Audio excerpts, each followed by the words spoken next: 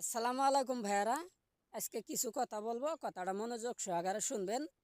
আশা করি কিছু কথা বুঝতে পারবেন। আমাদের এলাকায় অন্য অন্য বছরের চেয়ে এবার বছর কিন্তু সরিষার আবাদ একেবারে কম। যাই হোক, এবার শসার বাজার কেমনে যাব জানি না। আমরা গৃহস্থ মানুষ, সবসময় কৃষি কাজ করে থাকি। তে বেশিরভাগ করে কৃষি ভিডিও গেলে আমরা বেশিরভাগ করি। যেসব ভাইয়েরা ঢাকার শহর এলাকার থেকে এই গ্রামের ভিডিওগুলো বেশি বেশি করে পছন্দ করেন, অবশ্যই একটু সাপোর্ট করবেন। এটাকে আমরা কেউ কেউ সর্ষে ফুল বলি, কেউ কেউ আবার কাশফুল বলি। দেখে নে যে আমার পিছনে অনেক বন খালি রয়েছে, এলে কিন্তু পুরাই ফাঁকা অন্য অন্য বছরের চেয়ে। এই বছর একেবারে সরিষার আবাদ কম।